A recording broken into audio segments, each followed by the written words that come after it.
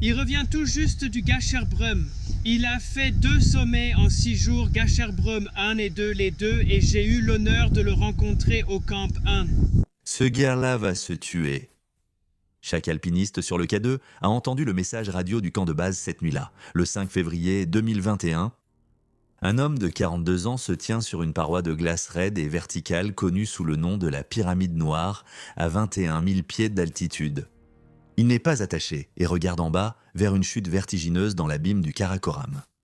Son oxygène est épuisé, ses tentes sont déchirées et il a passé les 30 dernières heures épuisé. Son cerveau a effectivement commencé à s'éteindre. Son doctorat en sciences végétales ne signifie rien ici. Sa décennie passée sur les sommets les plus dangereux du monde ne signifie rien ici. En ce moment, une seule rangée de mousquetons en métal est la seule chose qui le sépare d'une chute de 6000 pieds. Il doit effectuer une manœuvre qu'il a réalisée des milliers de fois. Et pour la première fois de sa vie, il est sur le point de se tromper dans l'ordre. Tout le monde sur K2 sait que cet homme va mourir. Voici ce qui s'est passé ensuite. Bienvenue dans l'extrême. Atanas Katov n'était pas un alpiniste ordinaire. D'abord, c'était un scientifique, un chercheur en activité qui publiait des travaux évalués par ses pairs. Il détenait un doctorat en protection des plantes de l'université agricole de Plovdiv, en Bulgarie, et il a obtenu son doctorat à l'université Humboldt de Berlin. Et il a passé le début de sa vie adulte à étudier la lutte biologique contre les aleurodes des cerfs. Il n'était jamais allé en montagne jusqu'à l'été 2010, lorsqu'il a parcouru un sentier de randonnée de 400 miles à travers les montagnes de Bulgarie. Nul ne peut expliquer ce qui lui est arrivé sur ce sentier. Il n'a jamais donné de réponse claire. Mais une fois que tout cela fut terminé, le monde contrôlé et prévisible des cerfs et des rapports de laboratoire ne lui suffisait plus. Il s'est arrêté, a changé de direction et a commencé à s'entraîner pour la montagne. Et à partir de ce moment-là, il a pris une autre décision étrange. En tant que végétalien de toujours, il a décidé que, quels que soient les sommets qu'il atteindrait, il les atteindrait sans consommer aucun produit d'origine animale. Il appelait cela son expérience. Il allait prouver scientifiquement à travers son propre corps et sur les montagnes les plus difficiles du monde que les plantes suffisaient. Vous n'aviez pas besoin de viande pour survivre aux exigences physiques les plus extrêmes de la planète. Si vous pratiquez l'escalade, vous savez sûrement à quel point cela paraît absurde.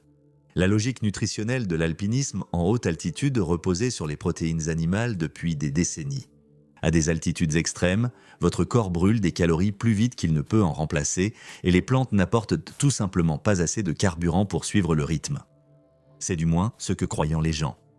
Chaque expédition sérieuse, chaque guide reconnu, chaque physiologiste spécialisé en haute altitude fonctionnait selon cette même hypothèse.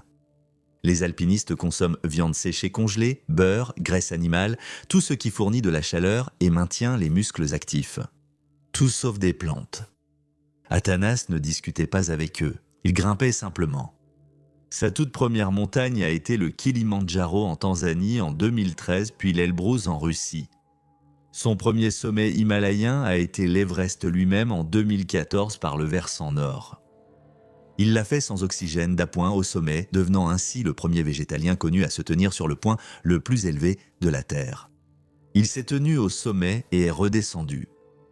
Puis il est retourné à l'Everest et l'a de nouveau gravi, cette fois par le versant sud.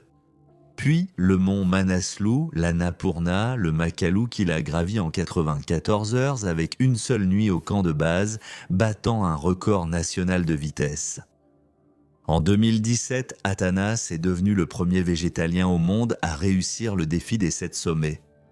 C'était un homme en mission, une mission que personne n'avait jamais tentée. Et il était sur la bonne voie, car en 2019, Atanas a accompli quelque chose qui aurait brisé des alpinistes avec des décennies d'expérience. Il a atteint le sommet du Kangchenjunga, du Gasherbrum 1, du Gasherbrum 2 et du Dhaulagiri, tout cela en une seule année. Cela fait 4 sommets à plus de 8000 mètres en 365 jours. Pour la plupart des alpinistes d'élite, gravir un sommet de plus de 8000 mètres en un an est un exploit remarquable. Antonis a réalisé 4 sommets avec une alimentation végétale. À la fin de 2019, cet agronome bulgare avait réussi à atteindre le sommet de 10 des montagnes de plus de 8000 mètres dans le monde. Il voulait devenir le premier végétalien à gravir les 14 sommets. Et pour vraiment prouver son point de vue selon lequel les végétaliens ne sont pas désavantagés, il avait besoin du laboratoire ultime pour son prochain défi. Il lui fallait une montagne qui ne se contentait pas de défier les alpinistes, mais tentait activement de les tuer. Il lui fallait le seul sommet qui terrifiait même les Sherpas les plus aguerris. Il lui fallait le K2. Parce que si le mont Everest est le toit du monde, le K2 est tout simplement la montagne sauvage. Situé au cœur reculé de la chaîne du Karakoram, à la frontière entre le Pakistan et la Chine, le K2 culmine à 8611 mètres. Il est seulement quelques centaines de mètres plus bas que l'Everest, mais les deux montagnes ne pourraient pas être plus fondamentalement différentes. L'itinéraire classique de l'Everest permet aux alpinistes de marcher sur de longues portions éprouvantes. Le K2 n'offre absolument rien de tel. C'est une pyramide déchiquetée et sauvage de roches noires et de glace bleue extrêmement dure. Il n'y a aucune section où l'on peut marcher, aucun endroit pour reprendre son souffle. Les statistiques parlent d'elles-mêmes. Plus d'êtres humains sont littéralement allés dans l'espace que n'ont foulé le sommet du K2. Pour 4 alpinistes qui atteignent le sommet, un reste à jamais sur la montagne. Et cela, c'est en été. Atanas Skatov ne prévoyait pas d'y aller en été. Il s'était inscrit pour la saison hivernale 2020-2021. Gravir le K2 en été est extrêmement difficile. En hiver, c'est tout simplement impossible. La température descend jusqu'à moins 60 degrés Fahrenheit. En janvier et février, le courant jette, un ruban de vent de force ouragan qui circule dans la haute atmosphère s'abat directement sur le K2. Les vents dépassent régulièrement les 120 miles par heure, mais c'est la pression atmosphérique qui fait du K2 en hiver un véritable piège mortel. Parce que l'air froid est plus dense et se comprime vers le bas, la pression atmosphérique sur le K2 en hiver chute tellement bas que certains jours de février, un alpiniste à 26 000 pieds sur le K2 respire en réalité moins d'oxygène à chaque inspiration qu'il ne le ferait. Debout au sommet même du mont Everest, les alpinistes tentaient d'atteindre le sommet du K2 en hiver depuis plus de 30 ans sans succès. C'était le dernier grand défi de l'alpinisme en haute altitude. Votre corps ne peut pas s'acclimater à cela. Il commence simplement à mourir. Le sang s'épaissit, la digestion s'arrête complètement parce que l'estomac ne peut pas se permettre de consommer l'oxygène nécessaire pour décomposer la nourriture. Pour survivre, le corps humain a désespérément besoin de chaleur, générée en brûlant d'énormes quantités de calories denses. Pour un végétalien strict, s'aventurer dans un environnement à moins 50 degrés où le corps réclame désespérément des graisses animales denses était le pari ultime à haut risque. Si l'expérience d'Atanas Skatov avait un boss final, c'était celui-ci. Et en décembre 2020, il a décidé de tenter le coup. Antonis a préparé son équipement et a entamé l'épuisante marche d'une semaine sur le glacier gelé du Baltoro. Mais lorsqu'il est enfin arrivé au camp de base du K2 à 17 000 pieds, ce qu'il a vu était une scène comme la montagne n'en avait jamais connue. Habituellement, une expédition hivernale au K2 était une affaire solitaire et désespérée, impliquant une poignée d'alpinistes aguerris. Mais comme la pandémie de Covid-19 avait fermé les frontières de l'alpinisme au Népal et en Chine pendant toute l'année, 2020, le Pakistan était devenu la seule option. Cette saison-là, le camp de base s'était transformé en un vaste village gelé. Plus de 60 alpinistes s'étaient rassemblés sur le glacier. Il y avait des expéditions indépendantes comme celle du légendaire alpiniste pakistanais Ali Sadpara et du secouriste islandais John Snorri. Il y avait une équipe très organisée, presque militaire d'alpinistes népalais, dirigée par Nirmal Purja. Et puis, il y avait cette immense expédition commerciale organisée par Seven Summit Trek, à laquelle Atanas s'était joint. Cet opérateur a amené une armée de Sherpas, des kilomètres de cordes fixes et des dizaines de clients payants, tous espérant décrocher une part de l'histoire. Atanas Skatov s'est installé dans sa tente, organisant son équipement et se préparant aux rotations d'acclimatation brutales. Il avait l'intellect, il avait l'endurance et il avait une foi inébranlable en sa philosophie. Mais alors que l'hiver profond s'installait, les 60 alpinistes assis sur le glacier allaient en découvrir que le K2 ne se soucie ni de votre philosophie, ni de votre CV, ni de votre régime alimentaire. Le 16 janvier 2021, la météo au-dessus du K2 a fait quelque chose qu'elle ne fait presque jamais en hiver. Elle était calme. Les vents au sommet sont descendus sous 10 miles par heure. C'est plus calme qu'un après-midi d'été typique. Les météorologues qui suivaient le K2 depuis des décennies ont qualifié cela de fenêtre unique en une génération. Les alpinistes avaient un jour, peut-être deux, pour atteindre le sommet avant que la montagne ne redevienne elle-même. Une équipe de 10 alpinistes népalais, dirigée par l'ancien opérateur des forces spéciales britanniques Nirmal Purja, attendait exactement cela. Ils se sont déplacés rapidement. Ils se sont déplacés ensemble. Et à 16h43, le 16 janvier, les 10 d'entre eux ont atteint le sommet du K2, chantant l'hymne national népalais à 8611 mètres d'altitude. Ils l'avaient fait. 33 ans d'échecs ont pris fin en un seul après-midi, le jour où la montagne a oublié d'être mortelle. Pour le monde de l'alpinisme, c'était comme un alunissage. Le dernier grand objectif était tombé. Pour Atanas Katov, assis dans sa tente au camp de base, c'était quelque chose de plus compliqué qu'une célébration. Il lui restait 4 sommets sur sa liste. L'un d'eux venait d'être conquis, mais ce n'était pas une raison de rentrer chez lui. C'était une motivation supplémentaire. L'itinéraire était désormais équipé de cordes jusqu'au sommet, et surtout, la barrière psychologique de l'impossible avait été levée. Alors, il est resté sur la montagne. Au 1er février, cette décision semblait devenir très dangereuse. La fenêtre unique qui avait permis à l'équipe népalaise d'atteindre le sommet s'était refermée dès leur descente, et ce qui l'a remplacé, c'était l'hiver pur du Karakoram. Les températures sur la partie supérieure de la montagne sont redescendues à moins 50 degrés Fahrenheit avec plusieurs tempêtes hivernales. Les alpinistes en attente ont vu passer prévision après prévision sans rien d'utilisable dans aucune d'elles. Puis, dans les premiers jours de février, les météorologues ont trouvé une courte fenêtre qui s'ouvrait entre le 4 et le 5 février. Le météorologue de l'expédition a été clair, tenter le sommet du K2 dans une fenêtre aussi courte était risqué au-delà de toute mesure. Une prévision l'a décrite comme à peine survivable, même avec tous les avantages de votre côté. Mais pour les alpinistes qui vivaient sur le glacier depuis près de 2 mois, qui avaient épuisé leurs économies et vu les Népalais décrocher la première page qu'ils étaient tous venus chercher, c'était la dernière porte encore ouverte. Ainsi, le matin du 4 février, des dizaines d'alpinistes ont commencé à monter vers le camp 3 et Anthony était l'un d'eux. Le plan était aussi simple qu'audacieux. Habituellement, une tentative de sommet du K2 se déroule ainsi. D'abord, vous grimpez du camp de base jusqu'au camp 4 à 7800 mètres. C'est le dernier abri avant les pentes supérieures de la montagne. Vous dormez là, vérifiez votre équipement et partez au beau milieu de la nuit, grimpant dans l'obscurité pour atteindre le sommet en début d'après-midi.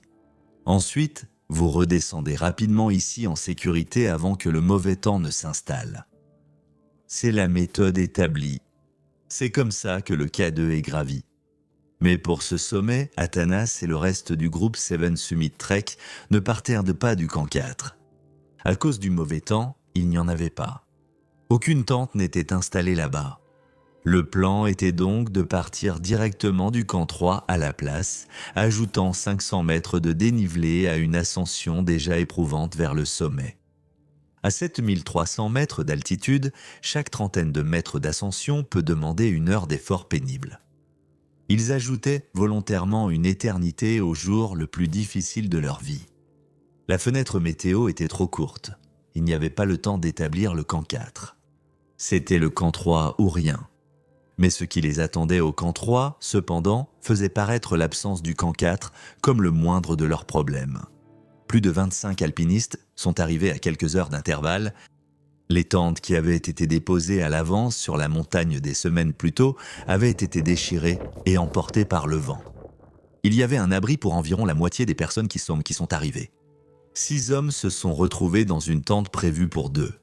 D'autres se sont serrés avec des inconnus. Personne n'a réussi à allumer un réchaud pour faire fondre la neige et obtenir de l'eau. Personne ne pouvait manger. Personne ne pouvait dormir. La température extérieure était de moins 40 degrés Fahrenheit et le vent continuait de se renforcer. Athanas lui-même était arrivé au camp 3 tard dans la soirée. Au moment où il traîna son corps épuisé dans le camp, le chaos était déjà total. Son groupe n'avait même pas de tente. Il a été forcé de bivouaquer dehors dans le froid ambiant mortel. Mais ce qui l'a poussé à bout, c'était l'oxygène. Athanas et son Sherpa, Lakpa Dendi, étaient arrivés à 24 000 pieds en comptant sur la chaîne d'approvisionnement commercial pour leur fournir l'oxygène d'appoint nécessaire à l'ascension finale. Mais l'oxygène nécessaire n'était tout simplement pas là. Athanas s'est retrouvé sans aucune réserve. À 24 000 pieds, manquer d'oxygène est trop risqué. Sans cela, le corps perd sa capacité à générer de la chaleur, le sang s'épaissit, le cerveau commence à suffoquer. Les gelures surviennent rapidement. Dans l'obscurité glaciale, les radios ouvertes de l'expédition ont commencé à diffuser la panique brute de la zone de la mort. « Je ne sens plus mes orteils ici. Je n'ai pas changé de vêtements et je gèle », a transmis une voix désespérée. « Pourquoi y a-t-il si peu de tentes ici ?» a crié un autre. L'infrastructure de la gigantesque expédition commerciale s'était complètement dissoute. Ce qui devait être une base de coordination s'était transformé en une lutte désespérée pour simplement survivre à la nuit. Et c'est sur ce fond d'horreur que l'observation la plus glaçante de toute l'expédition a retenti à la radio. Ce type va se tuer. La voix est passée sur la fréquence radio ouverte que chaque alpiniste sur la montagne écoutait cette nuit-là. C'était un alpiniste au camp 3 qui observait un autre, encore déterminé à tenter d'atteindre le sommet malgré tout ce qui s'effondrait autour de lui. Personne ne sait qui a parlé, mais le contexte est sans équivoque.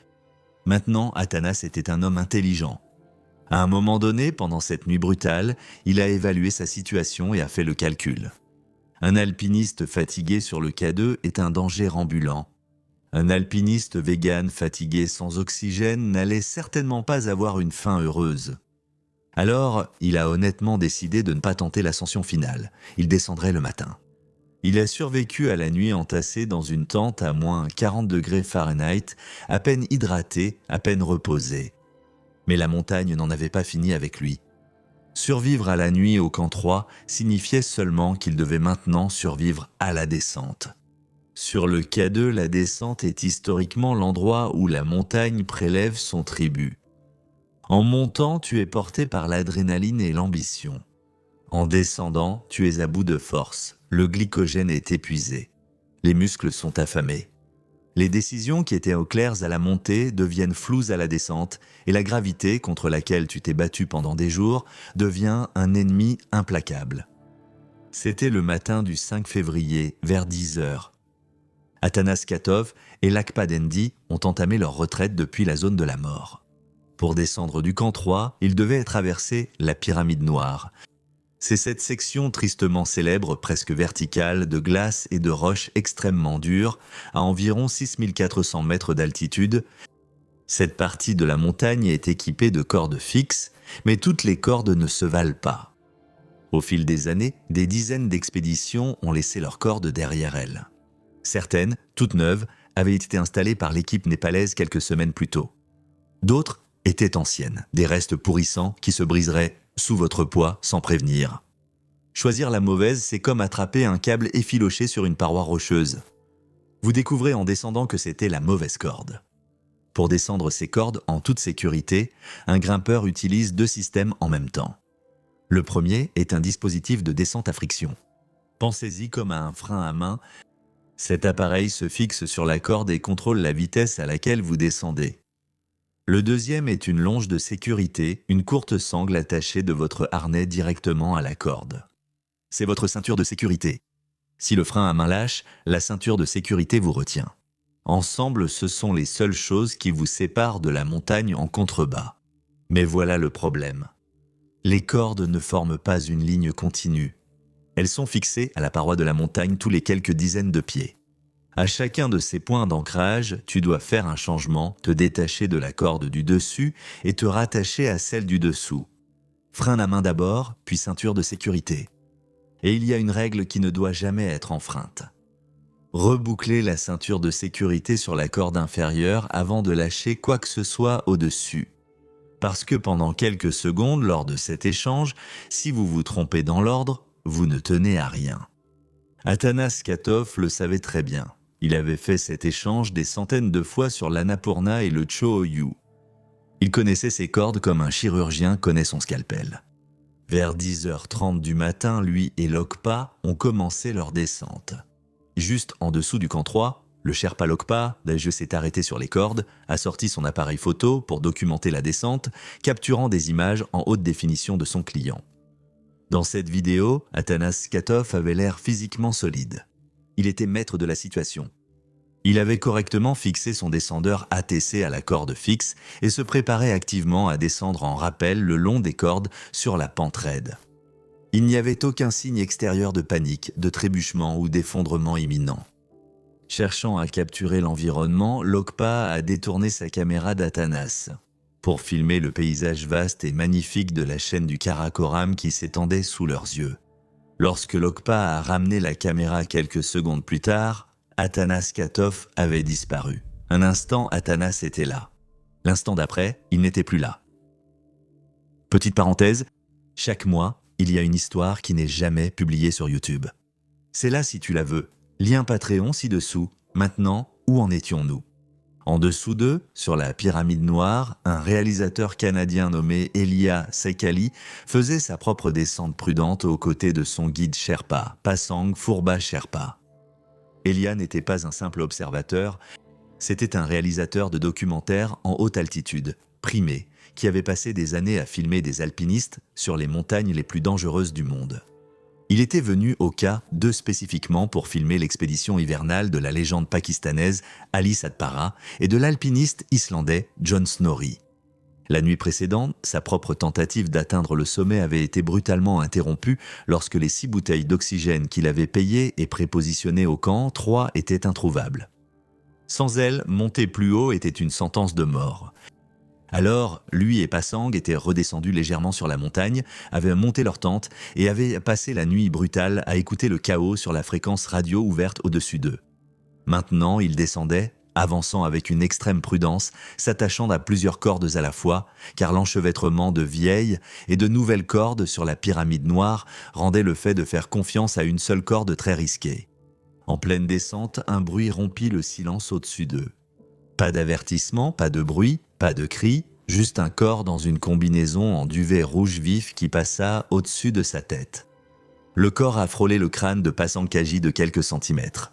Puis, il est passé directement au-dessus de Saikali qui ne pouvait qu'observer, paralysé d'horreur, alors qu'Atanas Skatov dévalait et se retournait rebondissant violemment sur les pentes glacées, dures comme de la pierre. Atanas est tombé profondément dans la section de la pyramide noire et la vitesse d'un corps humain dévalant une pente raide de glace dure est dévastatrice. À un moment donné, pendant la chute, les impacts répétés contre la glace ont littéralement arraché Atanas de sa combinaison en duvet, si bien que sa combinaison rouge vif est restée coincée dans la neige sur la face de la montagne, tandis que son corps a continué de glisser sur près de 1800 mètres jusqu'au camp de base avancé. Et c'était la fin. Les secours ont commencé immédiatement. À 15h ce même après-midi, un hélicoptère militaire pakistanais a volé jusqu'à 18 000 pieds près du camp de base avancé. Une équipe au sol, comprenant le chef d'expédition Changdawa Sherpa, a atteint le site de l'impact, mais malheureusement, il était trop tard. Atanas était décédé sur le coup. Ils ont sécurisé sa dépouille, l'ont embarqué dans l'appareil et il a été transporté par avion jusqu'à la ville de Skardu. La combinaison en duvet rouge est restée sur la montagne. L'hypothèse naturelle immédiate lorsqu'un alpiniste tombe sur des cordes fixes est une défaillance catastrophique de l'équipement. Des rumeurs ont vite circulé, les premiers rapports disant qu'une corde fixe s'était rompue. Mais cette théorie a rapidement été écartée, car le chef d'expédition, Changdawa Sherpa, a ensuite insisté sur le fait que toutes les cordes étaient intactes et que certaines erreurs devaient devenir d'Atanas. Mais le témoignage le plus accablant est venu de l'homme qui se trouvait juste à côté de lui. Lokpa Dendi venait tout juste de filmer Atanas. Il l'avait vu s'attacher. Et plus important encore, Lokpa a dû descendre exactement la même section de la pyramide noire immédiatement après la chute d'Atanas. Lorsqu'on lui a posé des questions sur l'équipement plus tard, Lokpa a donné une réponse simple et dévastatrice. La corde n'est pas coupée. Je suis descendu par la même corde. Il a fait des erreurs lorsqu'il a changé de ligne d'assurage, a-t-il dit. Le consensus médico-légal parmi les experts est brutal dans sa simplicité. Il n'y a pas eu de défaillance de la corde. Atanas Skatov a commis une erreur fatale en changeant de corde. Ce qui soulève la question, comment un scientifique très intelligent, méthodique, titulaire d'un doctorat, peut-il simplement se détacher de la montagne? La réponse n'est pas la stupidité, ce n'est pas de la négligence, c'est quelque chose de bien plus troublant. Pensez à la dernière fois où vous étiez vraiment épuisé jusqu'à la moelle, pas juste fatigué, mais ce genre d'épuisement où vous entrez dans une pièce et oubliez pourquoi vous y êtes, ou vous lisez la même phrase 4 fois sans réussir à la comprendre. Voilà votre cerveau qui tourne à 20%. Maintenant, prenez ce cerveau et mettez-le dehors à moins 40 degrés Fahrenheit sans tente, sans sommeil, sans eau pendant toute une nuit, à 24 000 pieds, où chaque respiration ne vous apporte qu'une fraction de l'oxygène dont vous avez besoin pour penser clairement. C'est avec ce cerveau-là qu'Atanas Skatov travaillait le matin du 5 février et à très haute altitude. La fatigue affecte d'abord la partie du cerveau qui gère organisation et mémoire, celle qui rappelle que l'étape A précède B. Le même mécanisme qui rend la tâche de la ceinture de sécurité si facile au niveau de la mer cesse tout simplement de fonctionner. Atanas Skatov n'a pas oublié comment accrocher une corde. Il a oublié, pendant une fraction de seconde, quel mousqueton venait en premier.